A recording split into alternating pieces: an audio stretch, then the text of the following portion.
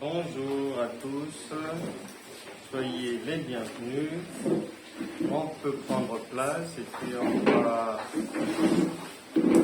va se faire plaisir en partageant ensemble les conseils de Dieu. Et aujourd'hui, on va parler de la foi, qui est un élément fondamental dans notre marche avec le Seigneur, parce que le Seigneur a dit, en Hébreux chapitre 11, verset 6, « Sans la foi, quelqu'un ne peut pas obtenir quelque chose de lui. » Donc, il nous faut parler, reparler, ajuster notre foi, la retoucher, l'améliorer, la moderniser et bien souvent il va nous falloir la simplifier parce que Dieu, en Père digne, comme une mère digne, a tout fait pour simplifier l'existence de ses enfants. Les générations qui viennent, une génération travaille toujours pour que la génération d'après ne puisse pas rencontrer les mêmes difficultés que l'actuelle génération. Donc on va aller voir ce que le Saint-Esprit nous donne comme conseil, comme orientation, en ce qui concerne encore la foi. Et notre texte de base est situé dans 1 Timothée, chapitre 1, verset 18. Le commandement que je t'adresse, donc le Saint-Esprit s'adresse à chacun de nous, puisque nous le savons tous, Dieu n'est pas un insensé pour s'adresser aux personnes absentes ni aux personnes décédées. Comme Dieu est au présent, il s'adresse toujours aux personnes présentes. Le commandement que je t'adresse, Timothée, à la place de Timothée, chacun a la responsabilité de mettre son propre nom, mon enfant, selon les prophéties faites précédemment à ton sujet. Il y a plusieurs prophéties déjà dans la Bible qui sont pour chacun de nous. Et c'est que, d'après elles, tu combats le bon combat, en gardant la foi et une bonne conscience. Cette conscience, quelques-uns l'ont perdue et ils ont fait naufrage par rapport à la foi. Nous parlons aujourd'hui de ce que j'intitule le bon combat de la foi. Le bon combat de la foi.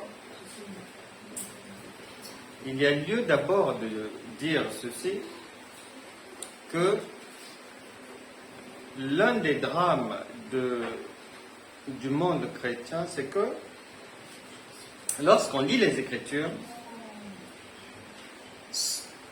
que ça soit avec conscience ou inconsciemment, il y a des mots qui nous font peur.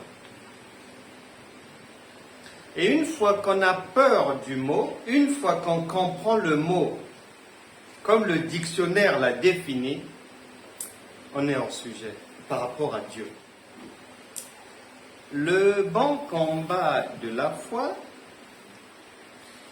lorsque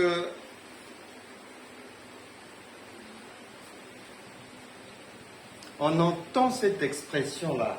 Il donne le conseil à chacun de nous de combattre, mais selon le bon combat de la foi. Maintenant,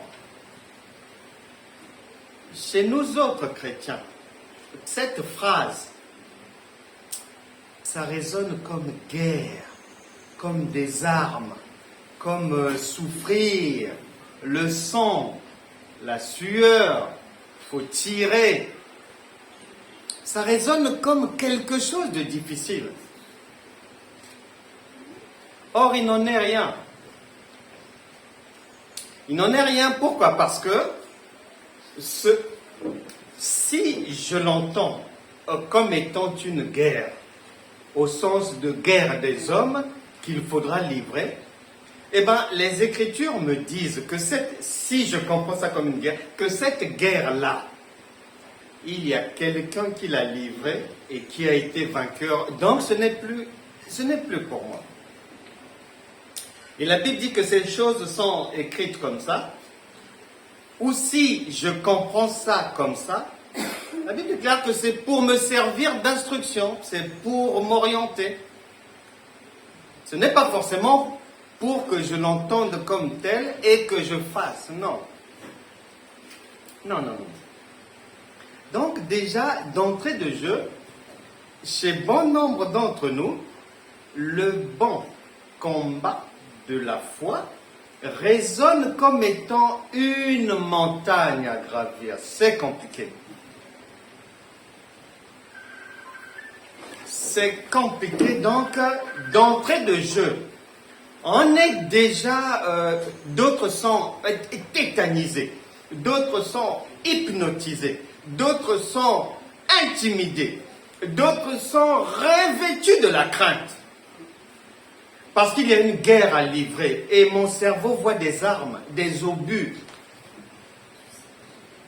Et que cette guerre-là, comme c'est une guerre, donc je vais accepter l'éventualité. Bon, je peux gagner comme je peux perdre. Une fois que ce décor est planté dans mon cerveau, c'est fini.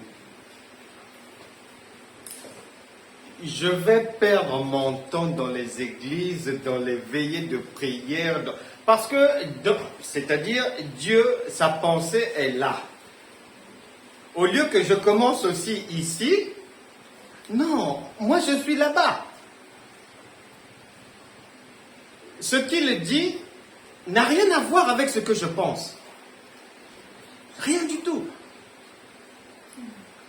Et nous devons veiller à cela en faisant très très très attention à corriger ces choses. Évangile de Matthieu, chapitre 9,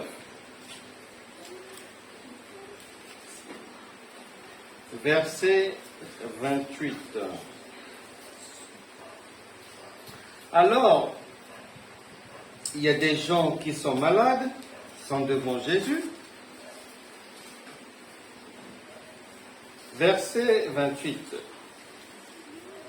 Lorsqu'il fut arrivé à la maison, les aveugles s'approchèrent de lui et Jésus leur dit, « Croyez-vous que je puisse faire cela ?» ?»« Oui, Seigneur, lui dirent-ils.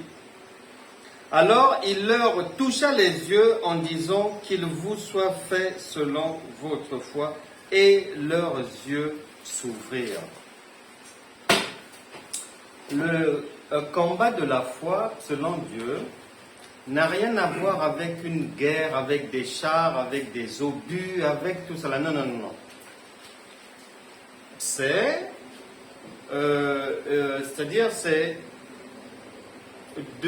d'être à même d'aborder, de résoudre, de gérer les difficultés du quotidien, simplement. Là, c'est la maladie. Et lorsqu'on fait appel à Dieu, la situation se résout facilement. Il n'y a pas d'obus là, il n'y a pas de char. Jésus ne tire pas sur quelqu'un. Aussitôt dit, vous c'est quoi? Nous sommes aveugles. ok, vous voulez quoi? On veut voir. Ok, ben, qu'il vous soit fait selon votre foi. Et puisque, comme une bonne maman, je donne à l'enfant de bonnes choses. Il donne. Donc, on est souvent à côté de la plaque à partir du moment où on a une mauvaise idée de ce que Dieu dit. Réellement, on a une mauvaise perception. Dès qu'on loupe le départ, on est hors sujet et tout ce qu'on va faire, on va seulement patauger. Mais on se rendra bien compte tôt ou tard que j'ai loupé quelque chose quelque part. Malheureusement, c'est ce que nous vivons. C'est ce que nous avons vécu. C'est ce que beaucoup vivent. Et il y a une fausse idée, un faux évangile par ignorance, qui attribue le bon combat de la foi à une guerre. Il n'y a pas de guerre là-dedans. Il n'y a pas de guerre. On n'a pas besoin d'une bombe atomique. On n'a pas besoin de ça. Pour preuve, et puisque nous voulons être les imitateurs de Christ, si on veut avoir une preuve,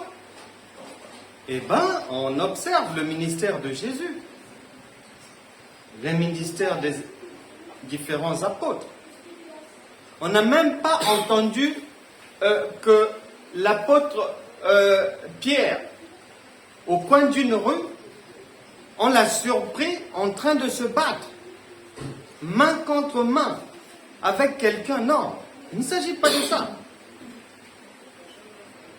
Il s'agit d'un combat qui est spirituel, combat de la foi, qui se base sur la connaissance. Matthieu chapitre 4, versets 1 à 11, le face-à-face entre le diable et Jésus. C'est connaissance contre connaissance. C'est connaissance contre connaissance. Et celui qui connaît plus que l'autre va prendre le dessus sur l'autre. C'est pour ça que le diable avait pris le dessus sur Ève, elle était ignorante. Mais lorsqu'il a voulu reproduire la même chose avec le Seigneur Jésus, ça n'a pas marché.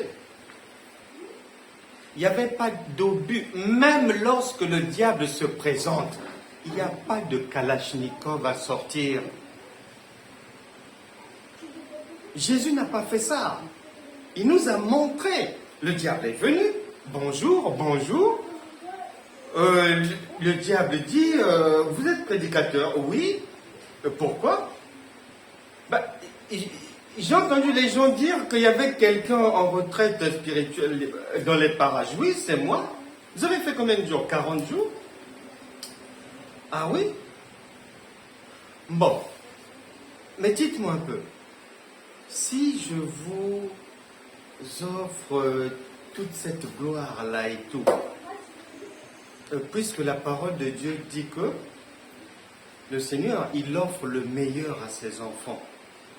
Est-ce que, en tant que prédicateur, en tant que orienteur, est-ce que tu me suivras? Jésus dit, dans un autre cas de figure, oui. Mais dans ma situation actuelle,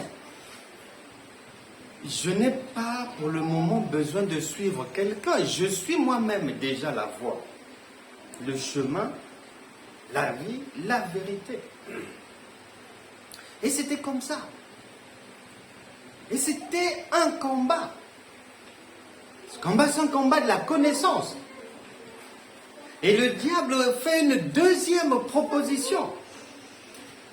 Et le Seigneur aussi dit oui, c'est bien, mais c'est vrai que ça aurait pu, mais on ne doit pas prendre Dieu pour un imbécile. Et surtout, qu'il y a un pain qui est meilleur.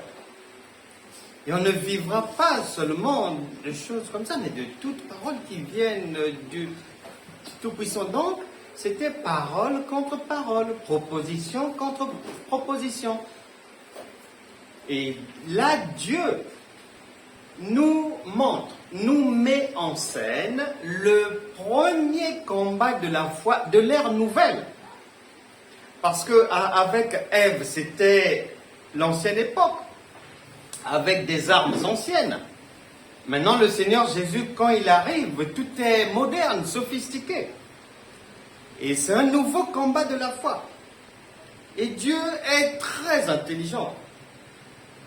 Il commence par nous faire comprendre que lorsque vous devenez enfant de Dieu, lorsque vous nous rejoignez dans le royaume, lorsque vous allez prendre l'engagement de mettre votre vie en ordre et puis de me suivre, attention, veillez parce qu'il y aura une première épreuve de taille qui arrivera. Et cette épreuve-là, puisqu'il n'y a rien de nouveau sous le soleil, Ève est passée par là, elle a échoué, le prédicateur de pacotille a réussi à la tromper, le Seigneur Jésus aussi est passé par là, mais cette fois-là, le prédicateur de pacotille n'a pas réussi à le tromper parce qu'il avait la connaissance, et dans ce combat de la foi, c'était parole contre parole, connaissance contre connaissance. Et lorsque vous nous rejoignez dans le royaume de Dieu, vous devenez enfant de Dieu, revêtu de la puissance du Saint-Esprit, et bien votre tour viendra. Puisque sous le soleil, c'est chacun son tour. Ève a eu son tour. Élie, là-bas, au mont Carmel, avec les prophètes de Baal, il a aussi eu son tour. Là. Tout le monde a eu son tour. Le Seigneur Jésus a eu son tour. C'est à chacun de nous maintenant. Alors, dans ce bon combat de la foi, qui est notre sujet du jour, as-tu été perdant? Qu'est-ce qui a été à l'origine de ta défaite? Est-ce que tu as cru que ce combat de la foi, le bon combat de la foi, c'était une guerre au sens humain, avec des bombes atomiques, des obus qu'il faut lancer, et je me souviens, on a livré ces guerres folles, où on passait des veillées de prière en train de chasser, en train de repousser, en train d'envoyer des obus à droite, à gauche, contre le diable. Mais ces guerres-là, elles vont, lorsqu'une guerre n'a pas lieu d'être, elle ne finira jamais. C'est pour ça que plein de chrétiens sont toujours dans des choses guerrières, entre guillemets. Elle ne finira jamais. Les guerres qui s'achèvent, ce sont les guerres de l'Éternel, livrées selon le modèle de Dieu. C'est pour ça que, puisque tout le monde doit livrer le combat, David aussi a eu beaucoup de guerres. Mais comme il marchait selon les orientations divines, toutes les guerres de David ont pris fin. Toutes les guerres de David ont pris fin. Il n'y a que chez les croyants, les chrétiens, que l'on trouve des gens. Tu peux connaître la personne depuis 20 ans, mais elle va te dire, actuellement là, on ne pourra pas se voir cette semaine. Les ennemis se sont levés dans ma famille. Cette guerre-là, non, elle est terrible. Je ne dois pas être dans la distraction. Ah bon? Et qu'est-ce que vous faites pour livrer cette guerre? Mais nous sommes debout. Debout comment? Non, nous sommes en jeûne et prière. Quand? Non, mais de minuit à 6 heures. Depuis quand? Mais on est à notre 6e jour, là. 3 mois après. la même personne viendra te dire, mon cher, tu te souviens de la dernière guerre? Comme on avait gagné, ils ont repris, ils veulent leur revanche. Donc ils sont obligés de rentrer encore en jeûne, en prière. Ce sont des guerres qui n'ont ni tête ni queue. Puisque les guerres de Dieu ont toujours un début et une fin. Les guerres de Dieu, elles ne sont pas charnelles, elles sont spirituelles. Nous n'avons pas à combattre la chair et le sang.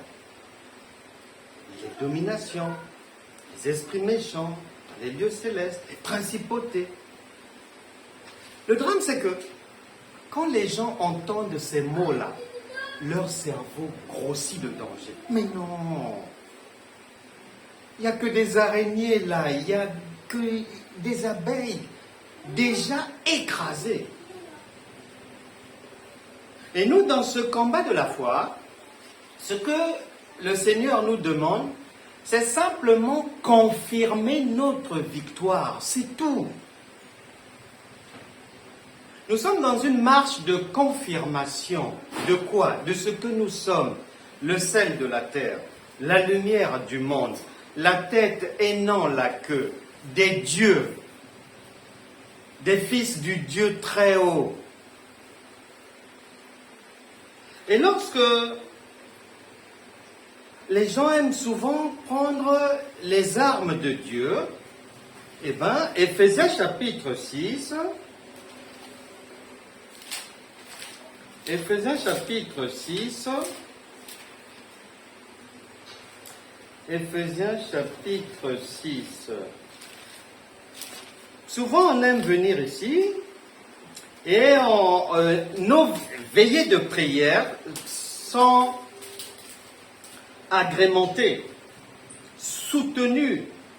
Nos guerres de la nuit, les veillées de prière de beaucoup de chrétiens, où on lance des obus, où on repousse, soi-disant, l'ennemi, le diable.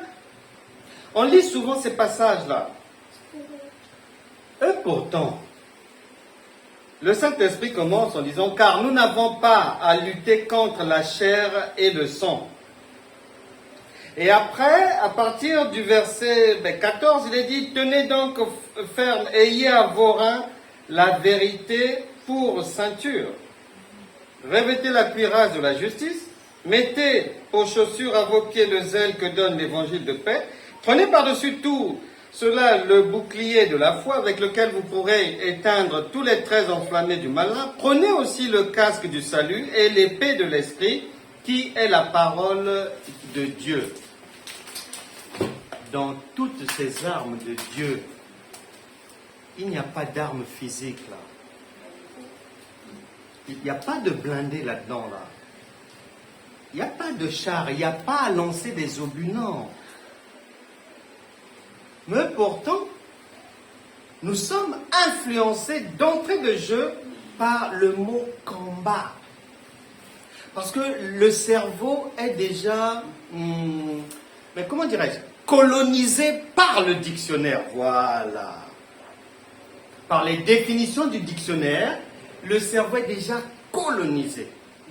Or, le langage de Dieu n'a rien à voir avec le dico, avec le Larousse. Donc, là, il y a problème déjà.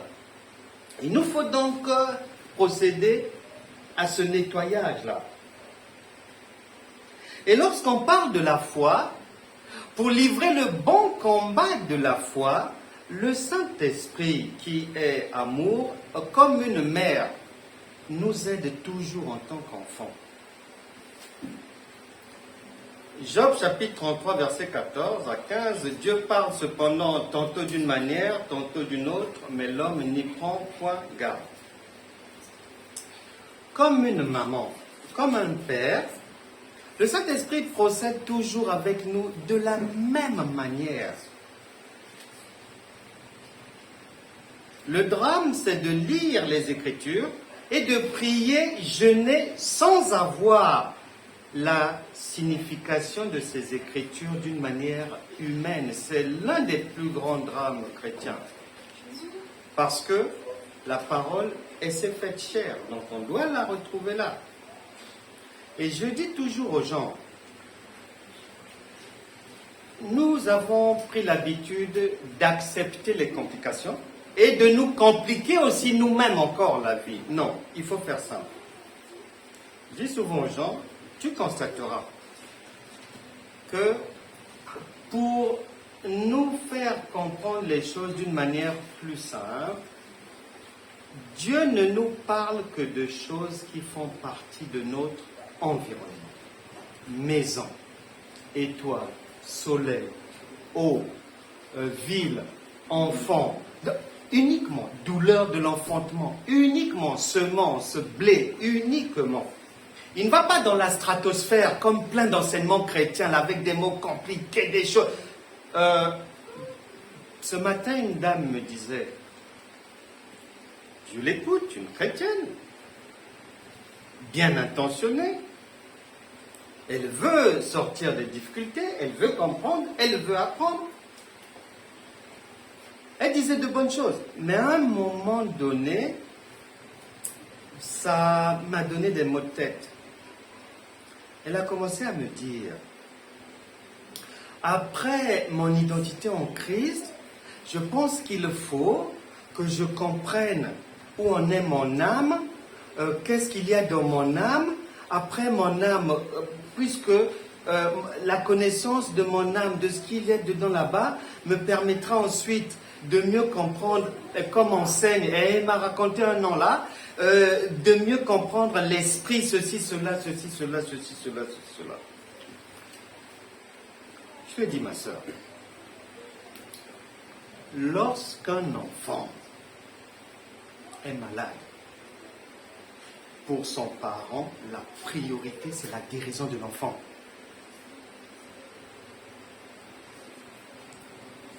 Tu n'arrives pas à résoudre les problèmes de ton quotidien, problème avec le mari, problème au travail, problème à gauche, problème à droite. Ça déjà, tu n'arrives pas là.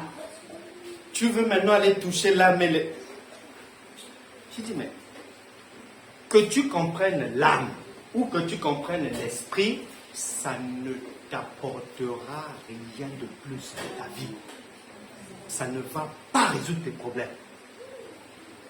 Et Dieu nous conseille très bien en nous demandant de toujours aller à l'essentiel. Ce qui l'intéresse, c'est de nous sortir d'abord de la difficulté. Le reste, si quelqu'un a son temps pour apprendre autre chose, et encore, il faut apprendre de bonnes choses, pas du n'importe quoi, la personne peut maintenant aller le faire. Donc souvent, nous passons à côté de l'essentiel parce que on se complique la vie en prêtant l'oreille à des bêtises et puis en imaginant nous-mêmes des choses, en prévoyant par quel cheminement Dieu va m'aider. Non, on ne doit pas faire ça. Et en ce qui concerne le bon combat de la foi, comme une bonne maman qui ne se lasse pas de conseiller l'enfant, même s'il se trompe, de conseiller, eh ben, le Seigneur nous a orientés sur quelles sont les composantes, selon lui, de ce bon combat. Quels sont les ingrédients de cette sauce, de ce plat qu'on appelle la foi? Eh bien, nous sommes bien orientés par le Père, 2 Pierre, 2 Pierre,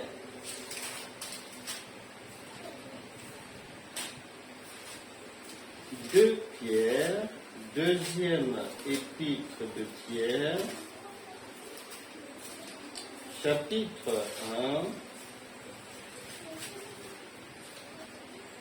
1, deuxième épître de Pierre,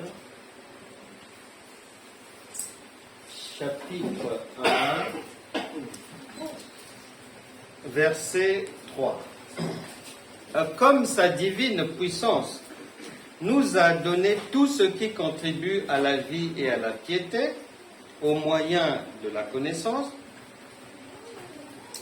Pour faire simple, ce qu'on vient de dire veut dire que la puissance de Dieu nous donne le nécessaire de dons, de talents, de puissance pour aller prendre possession de notre héritage en Christ, c'est-à-dire une vie agréable.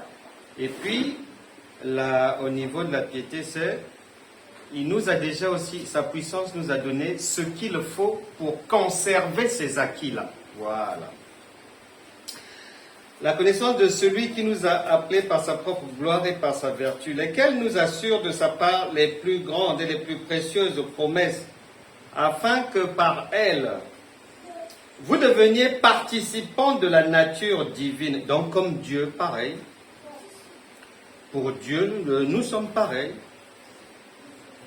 En fuyant la corruption qui existe dans le monde par la convoitise. À cause de cela même, faites tous vos efforts pour joindre à votre foi la vertu, à la vertu la science, à la science la tempérance, à la tempérance la patience, à la patience la piété, à la piété l'amour fraternel, à l'amour fraternel la charité. Donc, nous avons là le nécessaire qu'il faut pour avancer dans la vie. Le combat consiste simplement à résoudre les problèmes de la vie. Mais lorsqu'on a Dieu, lorsqu'on comprend ce qu'il nous dit, ce qu'il nous demande de faire, comme un enfant est censé comprendre ce que sa maman dit, eh bien, ça devient facile. Ensuite, pour solidifier notre marche avec lui, il y a Galates chapitre 5, verset 22. La maîtrise de soi, la joie, l'amour, la bonté. Voilà les ingrédients du bon combat de la foi. Il y a l'honnêteté, ne pas mentir. Apocalypse chapitre 22, verset 15 dit « Dehors les chiens, dehors les menteurs, meurtriers, les adultères, les impudiques, idolâtres, les enchanteurs et compagnie. » Donc, le bon combat de la foi, en fait, dans la pensée divine, ce n'est pas des armes quelque part, une tenue qu'on va mettre, un ceinturon, des rangers et tout. Non, non, non. C'est tout simplement avoir l'attitude, le caractère qu'il faut pour être à même de résoudre les problèmes de la vie de tous les jours. Pour soi-même, d'abord, puisque médecin, mais guéris-toi toi-même d'abord, et après, on aide les autres. Donc ça n'a rien à voir avec la bombe atomique, souffrir, ne pas dormir, ne pas manger et tout. Ça n'a rien à voir avec ça. À l'époque, il fallait, dans ce combat de la foi, parler en langue de la maison jusqu'au travail, dans le train, avoir le visage fermé parce que on est en guerre et tout. Être très attentif s'il n'y a pas une araignée, une mouche, parce que comme on a tiré les obus mais toute la nuit, ben, il ne faut pas que l'ennemi nous surprenne, que ce soit dans le train, que ce soit dans le métro, donc on veillait comme ça. Mais dans l'imbécilité en fait, mais on ne le savait pas. Qu'on était dans un faux combat de la foi. On ne savait pas qu'on était sur une mauvaise autoroute depuis des années. Et la vie n'avançait pas. C'était problème sur problème. Maintenant, qu'est-ce qui nous permettait de tenir? C'est parce qu'on avait entendu, accepté, on avait été enseigné que lorsque le Seigneur est en toi, l'onction divine en toi va faire en sorte que les ennemis se lèvent du nord au sud et d'ouest en est. Donc, ça nous réconfortait. On était dans les problèmes. On n'avait pas beaucoup d'heures de sommeil. On mangeait pas grand-chose, puisqu'on passait de jeûne en jeûne. Esther, Daniel, on touche là-bas, sans fruits, sans ceci, l'eau, le thé, le café, on supprime. On passait comme ça, d'une passerelle à l'autre. Et on avait ce remonte morale que non, c'est parce que tu es dans le Seigneur que au boulot on ne t'aime pas. Tiens bon. Et ça nous remonte le moral. Mais en fait, on était nourris à la poubelle spirituelle. Mais on ne le savait pas. Mais malheureusement, nombreux sont encore dans ce faux combat mais de la foi. Le bon combat de la foi, il s'agit d'une attitude, caractère. Que ton oui soit oui. Dieu est un Dieu d'ordre et non de désordre. Lorsque tu t'engages, ne te désengage pas. Si tu promets, tiens la promesse. C'est ça son caractère, c'est tout. Dans ce combat-là. Puisqu'il est dit là-bas que celui qui ne pêche pas, le malin ne peut pas mettre la main sur lui. C'est terminé. C'est écrit là. On n'a pas dit que celui qui veille, on n'a pas dit que celui qui va tirer des obus, on n'a pas dit que celui qui va jeûner pendant 1000 jours. Non, non, non. Celui qui ne pêche pas, le malin ne peut pas le toucher. C'est la parole de Dieu. Et plus tard, on viendra comprendre que ce qu'on croyait, ce n'était pas vraiment bien, c'était de mauvaises choses, parce que on considérait donc que si j'ai des problèmes, c'est parce que je suis enfant de Dieu, et c'est pour ça qu'on m'attaque. Or, l'apôtre Pierre dit, résistez, 1 Pierre chapitre 5, versets 8 et 9, là-bas il est dit, résistez au diable, et il fuira loin de vous. Mais ça ne s'arrête pas là. Le Saint-Esprit ajoute, car les souffrances par lesquelles on passe, que l'on ne puisse pas croire que ce sont des choses étranges, non. Puisque vos frères dans le monde sont soumis aux mêmes souffrances. C'est-à-dire tout le monde est logé à la même enseigne. Donc, une fois que le Saint-Esprit dit, mon fils, ne raconte pas ça, ne pense pas que c'est parce que je suis avec toi que ton chef est raciste. Non. Si il te fait des remarques et tout, ne crois pas que c'est parce que je suis avec toi. Non. Puisque les problèmes par lesquels tu passes, j'ai déjà dit que sous le soleil, tout le monde passe par là. Et donc, dans le bon combat de la foi, il y a une bonne disposition de cœur à avoir. Jean chapitre 9, à partir du verset 1 jusqu'au verset 6, là-bas, le Seigneur Jésus nous enseigne, on lui pose la question, qui a péché? Est-ce que c'est le malade ou bien ses parents? Il dit non, personne. C'est simplement sa situation, c'est pour que les œuvres de Dieu se manifestent. Il veut nous faire comprendre par là que lorsque j'accuse la sœur un tel, lorsque j'accuse le frère un tel, lorsque j'accuse mon chef d'être à l'origine de l'absence de promotion dans ma vie, lorsque j'accuse, il me fait comprendre que non, tu n'as rien compris. Tu es à côté de la plaque. Tu vas te fabriquer des problèmes dans lesquels Dieu n'est pas là, il n'a rien à voir. Il ne rentre pas dans ces bêtises-là. Rien à voir vraiment.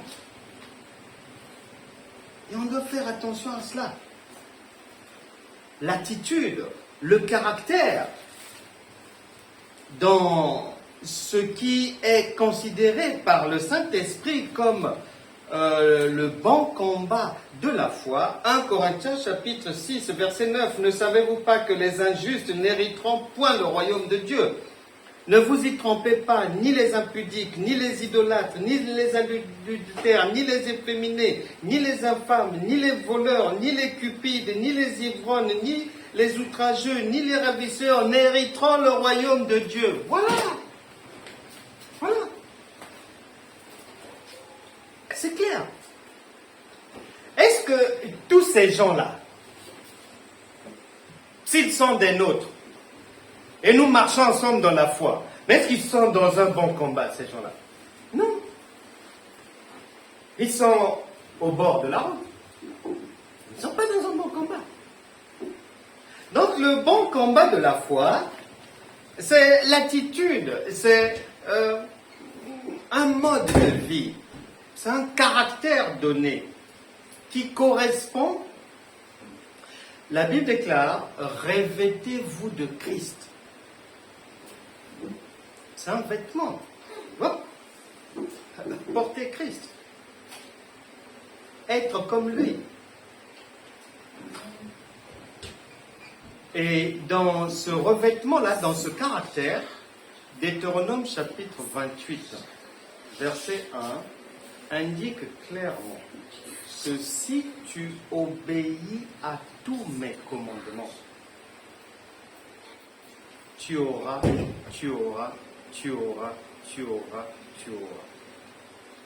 Et là-bas on dit encore, si tu n'obéis pas, tu tomberas.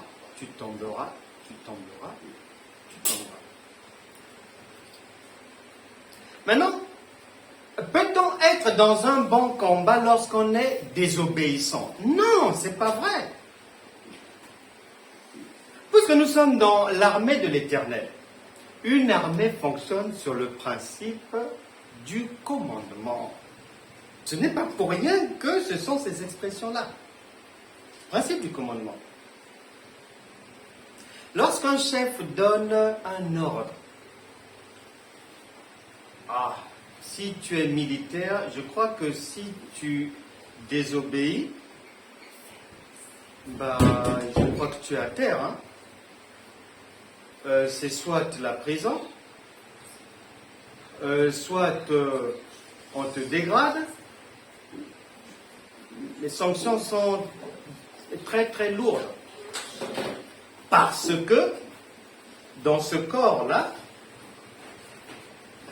ces choses-là n'ont pas lieu d'être. Donc, je peux tirer les obus verbaux sur le diable toute la nuit, mais si je ne suis pas obéissant à Dieu, je perds mon temps. Je perds mon temps. C'est l'obéissance. L'obéissance d'abord. Dans une armée, on obéit. À la mairie, tous les adjoints obéissent à monsieur le maire. Il ne faut pas se leurrer. La terre fonctionne comme Dieu l'a voulu. Sur le principe du commandement, de l'autorité. Des instructions données, de l'ordre donné. C'est pour ça que le Seigneur Jésus nous a donné les pleins pouvoirs. Luc chapitre 10, verset 19, voici, je vous ai donné le pouvoir de marcher sur les serpents et sur les scorpions, et sur les scorpions, et aucune puissance de l'ennemi ne pourra vous nuire. Nous avons reçu les pleins pouvoirs. Maintenant, lorsqu'on a les pleins pouvoirs, dans ce combat de la foi, Ça va demander, puisque Dieu est cohérent, il a établi des sociétés cohérentes. Beaucoup d'enfants de Dieu présentent une marche chrétienne incohérente. Non, Dieu est cohérent. Tu as reçu le pouvoir. Comme le président de la République qui a été élu. Comme le maire de la commune qui a été élu. On a donné le pouvoir, soit notre maire, soit notre président. Ce pouvoir-là, lorsqu'il va se mettre à affronter les problèmes du quotidien dans la société, dans son travail, il ne reviendra pas vers toi te demander, Madame Chantal, l'autre jour, vous m'avez mandaté, est-ce que vous confirmez? Non. Un pouvoir, on le donne, c'est pour qu'il soit exercé. Maintenant, qu'est-ce que nous faisons souvent? Un problème arrive. Alors qu'il est dit qu'on a donné le pouvoir déjà, la dotation est là, pour marcher, écraser toutes sortes d'adversités, spirituellement. Maintenant, on rentre dans un jeûne et prière. Ah Seigneur, on m'attaque au travail, regarde Seigneur, vraiment, regarde mon chef aujourd'hui, qui avait la chemise bleue, tu as vu comment il m'a mal parlé, aide-moi Seigneur, je suis à la recherche d'une promotion. On fait la courbette. Alors qu'on a déjà reçu les pleins pouvoirs. La Bible déclare, la nature elle-même ne vous enseigne-t-elle pas? Il faut observer, monsieur le maire, comment ça fonctionne. Les entreprises, comment? Le gouvernement travaille comment? Les associations, les partis politiques. Il y a de l'ordre, il y a de la cohérence. Le chef, c'est le chef. Celui qui détient le pouvoir, il l'exerce. Un général à l'armée, il y a une situation, mais il ne viendra pas te demander ton avis, non. Puisque le pays lui a conféré le pouvoir et l'autorité d'agir. Il va le faire sur le champ. Donc, l'amour de Dieu qui est venu pour nous simplifier la vie, nous a dotés de tout ce qu'il faut. Si c'est la maladie, il a dit, par les meurtrissures de Christ, vous êtes déjà guéris. C'est pas que vous serez... Non, non, non. Mes enfants, c'est déjà réglé. Déjà guéri. C'est déjà fait. Si c'est la peur des sorciers, des magiciens et des... Comment on les appelle ceux qui font le voyage astral et tout, la nuit. Si c'est ça, Éphésiens chapitre 2, versets 6 à 8 là-bas, ce problème a été réglé. En devenant enfant de Dieu, il nous a pris et il nous a transportés dans les lieux très élevés et il nous a fait asseoir à la droite de Dieu et il a fait de notre ennemi notre marchepied. J'ai compris cette parole le jour où j'ai entendu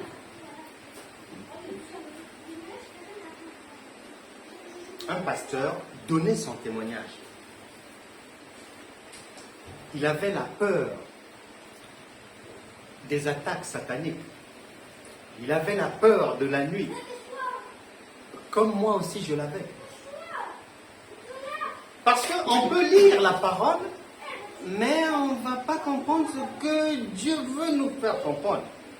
Et lui, un jour, il était en train de lire un livre comme ça, Et le livre parlait de la lune, le soleil, les étoiles, ceci, cela.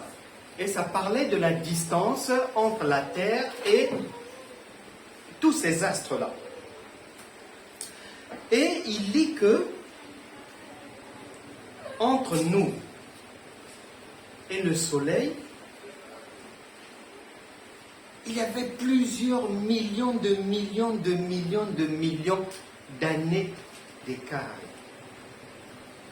Ah, il relit. Un livre, c'était pas la Bible, c'est un livre lambda comme ça. Il relit, il va chercher sa Bible, il lit Éphésiens chapitre 2, 6 à 8, et à ce moment-là, c'est le Saint-Esprit qui l'éclaire, qui lui dit, toi qui as peur des sorciers, est-ce que tu comprends maintenant la distance qui te sépare d'eux?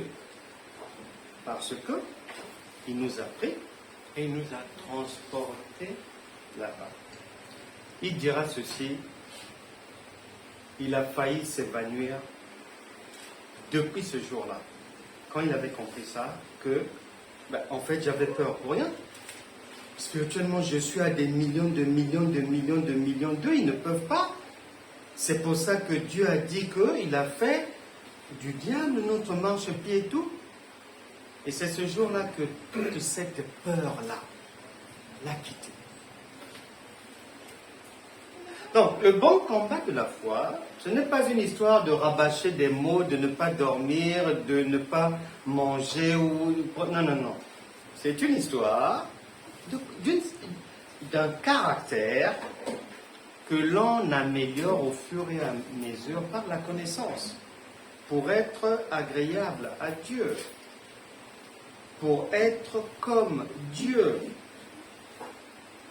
Et l'un des éléments qui, c'est-à-dire cet ingrédient-là, comme l'huile, ne doit pas manquer dans le plat de la foi que nous préparons dans notre vie.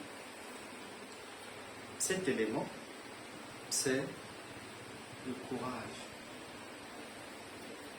qui fait défaut à la plupart des enfants de Dieu. Le courage, s'il n'y a pas le courage, eh ben c'est comme une nourriture sans eau, hein? Fade. Comment nous le savons? On le sait simplement parce que dans les Écritures, le Saint-Esprit a réservé toute une partie spéciale aux héros de la foi. Hébreux chapitre 11. Tout un chapitre uniquement pour les héros de la foi, c'est-à-dire ceux qui sont agréables à Dieu, puisque lui-même il a dit, sans la foi, nul ne peut être agréable à Dieu. Maintenant, tu vas lire ce que ces gens-là ont fait. Partout, c'est le courage, la bravoure. Partout. Abraham, quand il va pour sacrifier son fils, c'est avec courage. Avec courage. Samson, pour vaincre les Philistins, c'est avec courage. Donc les difficultés de la vie, lorsqu'on veut les anéantir, ça demande du courage. Ça demande du courage. D'ailleurs, la plupart des difficultés de la vie, pour les résoudre, on n'a pas besoin de grand-chose. Pas besoin de grand-chose.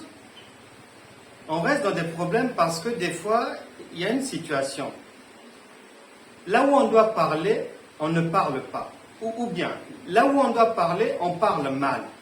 Ou bien, là où on doit se taire, on parle. Etc., etc. C'est ça. Et on demeure dans des problèmes comme ça. Ça tourne au rond-point là. Hébreux chapitre 11, verset 32. Et que dirais-je encore? Car le temps me manquerait pour parler de Gédéon, de Barak, Samson, Jephthé, David, Samuel et des prophètes qui par la foi vainquèrent des royaumes, exercèrent la justice, obtinrent des promesses, fermèrent la gueule des lions, éteignirent la puissance du feu, échappèrent aux tranchants de l'épée, guérirent de leur maladie, furent vaillants à la guerre, mirent en fuite des armées étrangères. Il faut du courage. C'est pas une histoire de jeûne et prière. S'il n'y a pas de courage, dès que le corona va arriver, tu es sous le lit, en jeûne et prière. Il faut du courage. C'est pour ça que le Seigneur a réservé tout un chapitre aux héros de la foi. Mais il prend bien le soin de dire, sans la foi, nul ne peut être agréable à Dieu. Donc, il donne l'orientation à suivre. Que si vous voulez que je puisse vous faire du bien, que je puisse vous glorifier, vous distinguer, eh bien, suivez un peu le modèle de ces gens-là. Parce que le modèle, il est là. Donc, le bon combat de la foi, ça ressemble au combat que les États, la guerre que les États se livrent. La plupart des États s'espionnent les uns les autres, les uns les autres. Les Japonais cherchent à prendre la technologie française, les Allemands veulent voler chez les Anglais, les Américains veulent prendre chez les Coréens, ceci, cela. Mais ils se disent bonjour, ça dîne ensemble, tout le monde est gentil, on ne parle pas de cette guerre-là, on ne parle pas. Eux, pourtant, c'est là où les États mettent des milliards et des milliards pour avoir des informations dans l'économie, dans l'industrie, dans l'aéronautique, partout. Des sommes folles dépensées pour épier les autres, pour copier, pour débaucher des gens qui travaillaient là-bas, pour les faire venir chez vous et acheter des informations à coût de millions. C'est une guerre. Mais ils n'en parlent pas. Ils sont amis. Ils se rencontrent. Et le combat de la foi, il est comme ça. Ce n'est pas comme beaucoup d'enfants de Dieu qui abordent la marche chrétienne avec beaucoup de ah oui, on va voir ces païens-là. On va voir. Notre Dieu va leur montrer. Ah, mon Dieu, je commence le jeûne aujourd'hui. Elle va voir, elle va me sentir. Non. Non, la foi, c'est pas ça. Non, la foi, c'est pas ça. Et dans la foi, il n'y a pas de blablabla. C'est comme dans l'espionnage des États. On n'en parle pas. Voilà, c'est une guerre silencieuse, une guerre de l'intelligence. L'intelligence. C'est écrit là. Maintenant, pour finir pour aujourd'hui, parce qu'avec ces choses-là de Dieu, on ne finira jamais. Donc nous sommes obligés de mettre un point-virgule et prochainement, on poursuivra. On ne peut pas mettre un point. C'est impossible.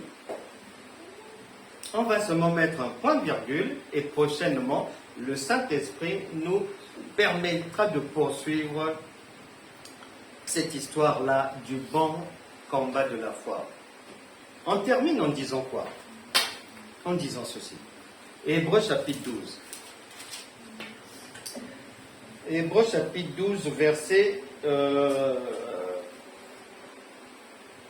2. Ayant les regards sur Jésus, virgule, le chef et le consommateur de la foi. Ayant les regards sur Jésus, le chef et le consommateur de la foi. Dieu dit, Hébreux chapitre 11, verset 6, sans la foi, nul n'est agréable à Dieu. Donc, c'est-à-dire la porte d'entrée pour voir le Père, c'est la porte de la foi. Maintenant, il vient ajouter Hébreux 12, 2, pour nous permettre de mieux comprendre. Il vient nous expliquer cela, expliquer la foi en termes de repas, en termes de plats à préparer.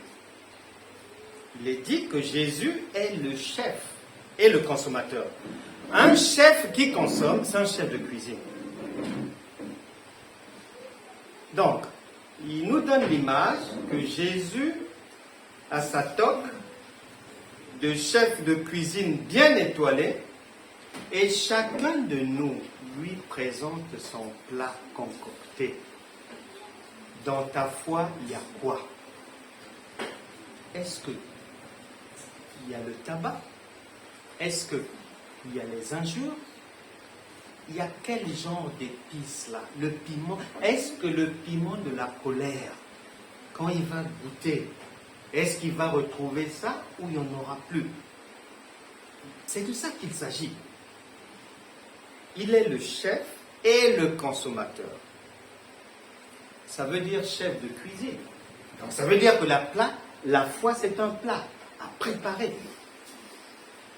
Et les femmes sont avantagées dans cette histoire de la foi par rapport à nous. Elles savent faire des sauces. On jette les oignons. Une pincée de sel. Ma fille jette le poivre là-bas. Dans 10 minutes. Les oignons. Écrase bien l'ail. Avant que de... C'est de ça qu'il s'agit.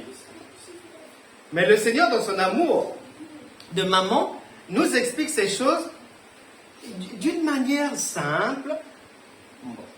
Comme c'est tellement simple, les gens trouvent que non. Là où mon chef, je suis déjà convoqué en conseil de discipline,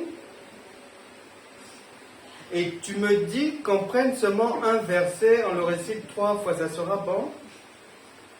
Ah non, je rentre en jeune. Je rentre en jeune, je préfère. Le problème, c'est que notre cerveau d'enfant de Dieu, tellement habitué à la complication, ajouter ceci, il faut mettre l'huile là, mettre le vin comme ça, le sel comme ça, prier comme cela, marcher sur la tête, dormir les jambes en haut sur le mur, pleurer comme tellement compliqué, que lorsque on veut maintenant allumer, puisque les gens sont dans les ténèbres, lorsqu'on veut maintenant allumer l'interrupteur pour qu'il y ait la lumière, les gens refusent. Ah non! En fait, ils se disent, ah, ce problème-là se règle aussi facilement. Or, ici, quand quelqu'un a un problème et qu'il se retrouve devant Jésus, la procédure est la même. Il te demande, qu'est-ce que tu veux? Tu lui dis ce que tu veux et il te dit, reçois par la foi.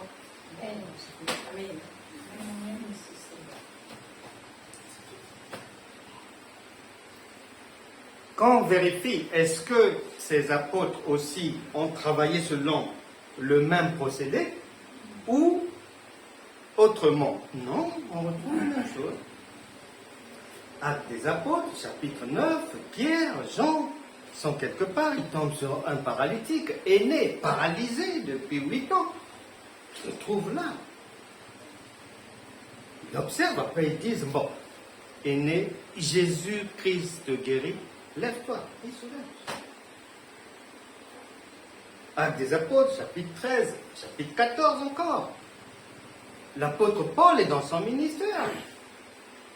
Il tombe sur un impotent à Lystre. Et il est dit que, voyant qu'il avait la foi pour être guéri, il lui dit, lève-toi droit sur tes pieds et il se mit debout. C'est cette simplification-là. Même l'État fait maintenant la simplification administrative. Il n'y a plus à compliquer les gens. Mais nous, enfants de Dieu, la simplification spirituelle, nous avons du mal avec ça. Or, c'est le modèle que Jésus est venu nous offrir en héritage. Donc, à partir d'aujourd'hui, vous avez un choix à faire. Le Seigneur a dit en Deutéronome, chapitre 30, verset 15, verset 19, « Je mets devant toi, il y a deux voies, la vie ou la mort. » Donc, la complication, la fabrication, les photocopies, l'obscurité, les ténèbres, le tourner en rond, le 2 pas devant, 3 mois après 6 pas derrière, et puis la voie sainte de la simplification. Job a dit que devant Dieu, un être humain ne peut pas avoir d'excuses. Donc, Hébreu 4, verset 7, que si aujourd'hui vous entendez sa voix, n'endurcissez pas votre cœur. Moi, je viens de faire ma part. À chacun de choisir la voie dans laquelle il veut poursuivre.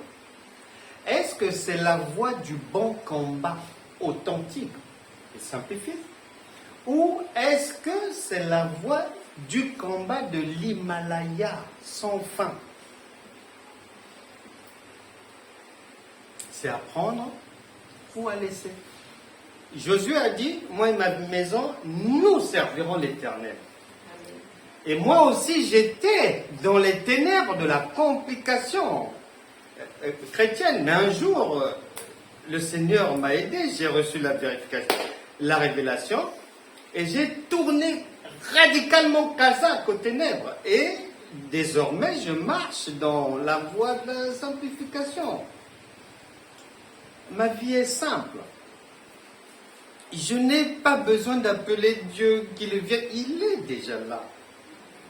Je n'ai pas besoin de prier qu'un sorcier ne touche pas à mon cheveu. Le lion de la tribu de Juda, quiconque tente, il le dévore. Je n'ai pas besoin de me poser des questions sur comment ça se passera, comment... Non. Marie s'est posé des questions. Comment est-ce que ça va se faire? Mais ça s'est fait. Donc, moi aussi, je fais confiance à Dieu. Et tout ce que ton cœur désire, si tu veux cela, sache que Dieu te l'a déjà donné. Le problème, c'est que pour en prendre possession, pour faire passer ça du monde spirituel au monde physique, nous mettons des obstacles de complications, de choses compliquées, d'inventions, de choses que les anges de Dieu ne reconnaissent pas. Ils ne vont pas travailler pour des choses qu'ils ne connaissent pas. Chacun est devant ses responsabilités. Peu importe les erreurs de la vie, Ésaïe chapitre 35, nous allons prier, dit ceci: si jamais tu décides de nous suivre dans la voie simplifiée et de la réussite de la vie, Ésaïe chapitre 35, verset 8, il y aura là un chemin frayé, virgule, une route, qu'on appellera la voie sainte. Nul impur n'y passera, elle sera pour eux seule. Ceux qui la suivront, virgule, même les insensés ne pourront s'égarer. même les insensés. Nous les récupérons et on les remet dans le circuit de la réussite de la vie. Donc sachez faire les bons choix, sachez prendre les bonnes décisions. Il est dit que nous, enfants de Dieu, nous marchons par la foi. Pas par les sens, ce que l'on voit, on touche, les bruits. Ah, là-bas c'est comme ça. Ah, faites attention. Ah, Satan. Ah, les francs-maçons. Ah, les Illuminati. Ah, attention. Préparez les cagoules. Ah, non.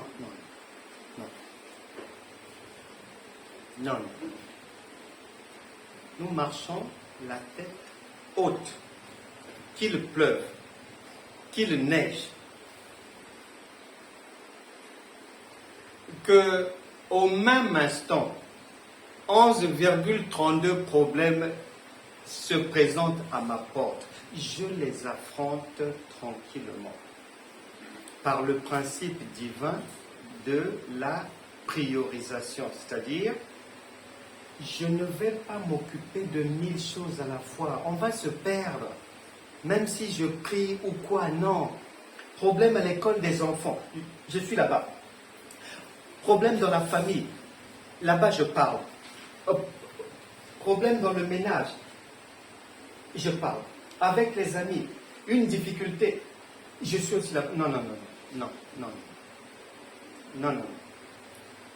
Sans la sagesse, on ne peut pas réussir. Donc Dieu est suffisamment sage pour nous apprendre que les difficultés, il y en aura toujours.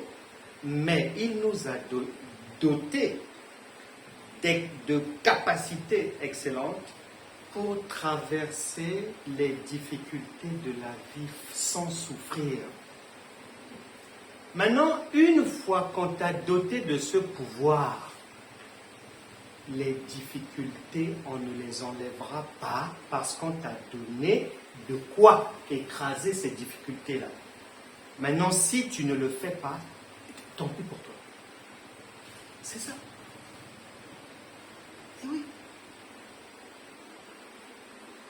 Chacun a reçu une dotation pour réduire à néant les difficultés de la vie.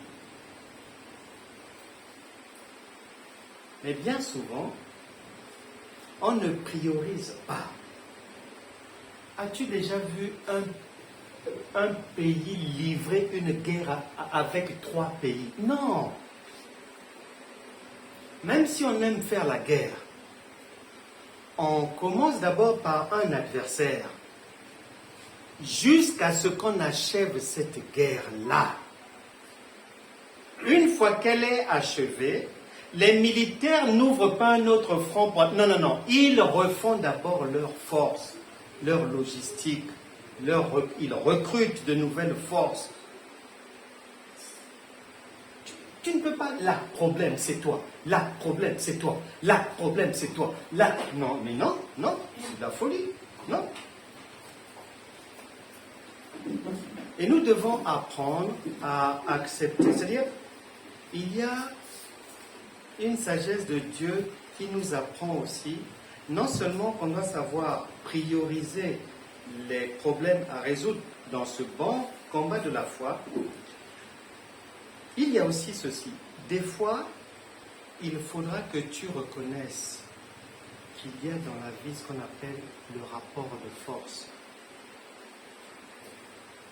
Si, là, le problème que tu as, peut-être là-bas, peut-être que c'est la femme du maire ou ceci, cela, ne va pas parler là-bas, son mari est maire. Il peut te réduire à néant. Donc il y a ça, il y a le rapport de force.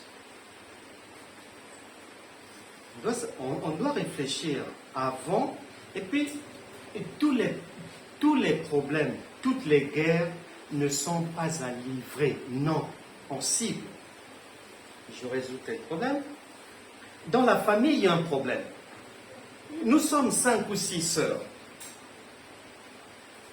et des frères. Il y aura des moments. Tu pourras parler. Dieu voudra que tu parles. Mais il y aura des moments où Dieu te demandera, écoute, laisse les autres parler. Ne parle pas. Maintenant, quand Dieu dit ça, si jamais tu prends tes pieds pour te déplacer, aller parler là-bas, même si tu jeûnes, même si tu pries, tu te débrouilles là-bas. Parce que Dieu nous prévient toujours d'une manière ou d'une autre, il nous conseille comment faire, là si je dois parler, c'est cela. On va terminer sur un cas pratique. Il y a tellement de situations dans la vie. Tu reçois l'information que l'enfant, puisque nous sommes dans une société maintenant sens dessus-dessous, tu reçois l'information que l'enfant est allé rentrer dans un concubinage, dans un ménage de jeunes là-bas, homosexuels.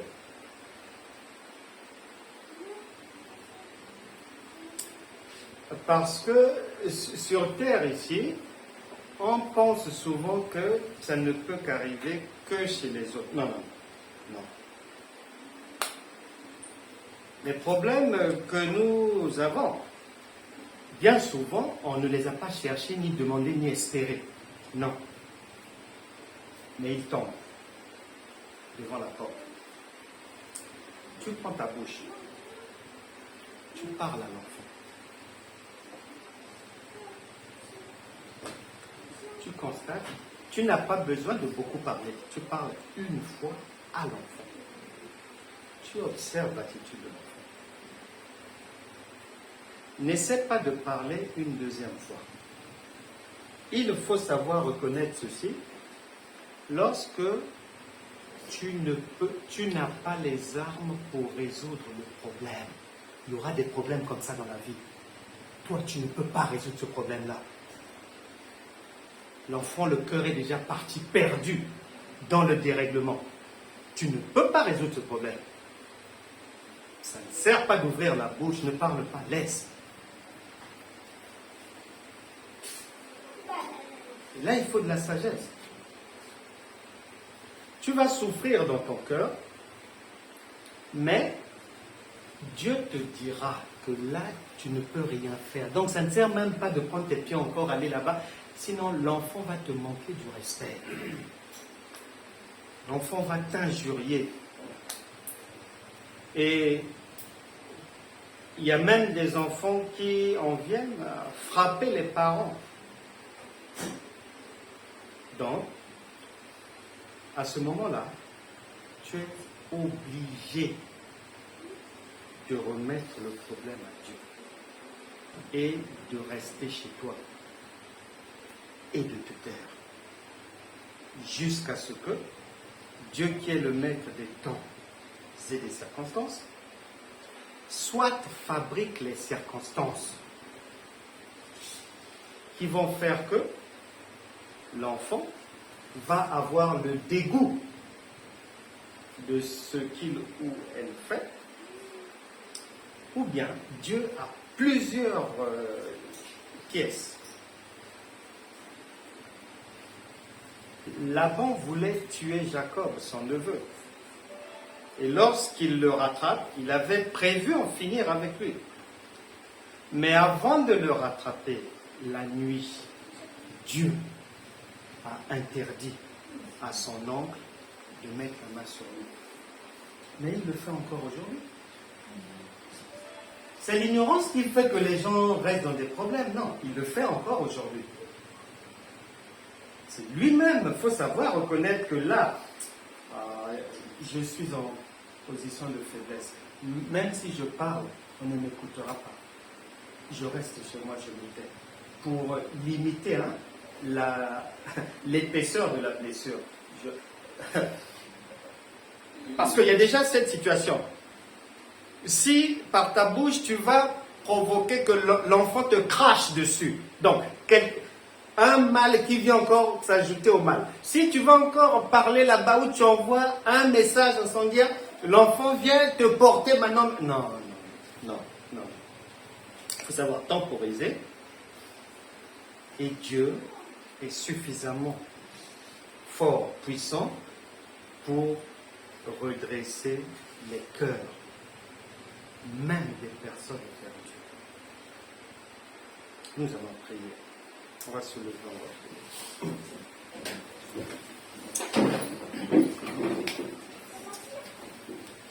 Et que chacun ouvre son cœur devant Dieu. Nous allons remercier le Seigneur pour sa parole parce que la parole de Dieu est une pierre précieuse, lumineuse. Il y a une lumière pour nous éclairer, pour nous sortir de l'obscurité. Et c'est cette lumière-là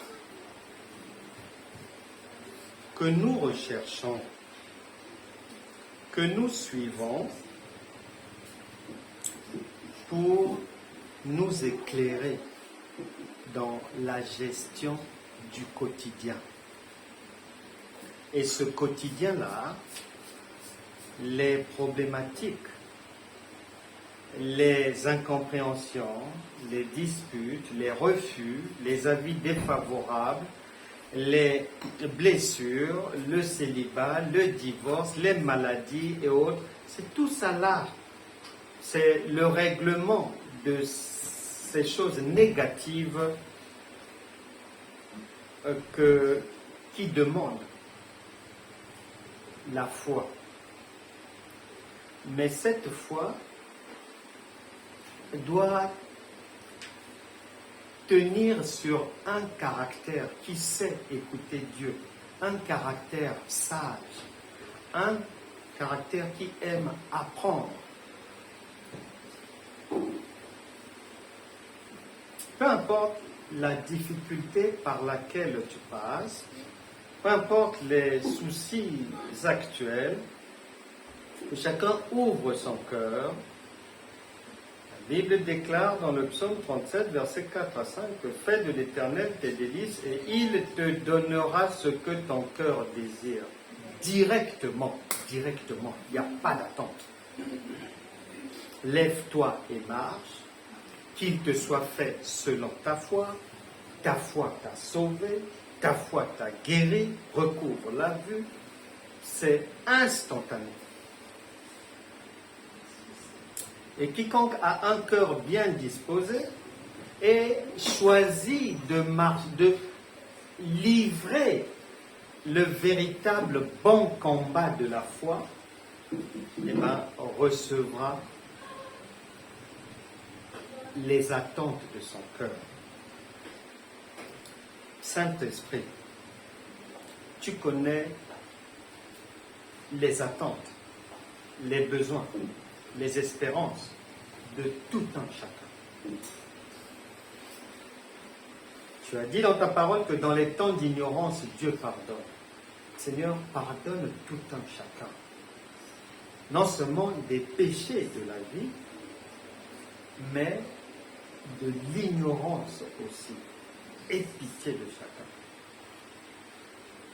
Que ta lumière permette à tout un chacun de sortir à compter d'aujourd'hui définitivement des ténèbres, des échecs, des déchirures, des désillusions, de la disgrâce, des confusions, des limitations, des erreurs, au nom puissant de Jésus. Que tout ce que tu attends dans ta foi, tu le recevras. Plus de maladies dans le corps, plus d'incompréhension dans les foyers, plus de problèmes sans fin, d'héritage diabolique, plus de chaînes d'emprisonnement satanique. Que ces cadenas, ces chaînes soient brisées aujourd'hui au nom de Jésus. Recevez la paix, la grâce, la joie du Seigneur. Recevez la liberté. Car il est venu pour vous donner la vie et vous la donner en abondance. Et il essuie vos larmes.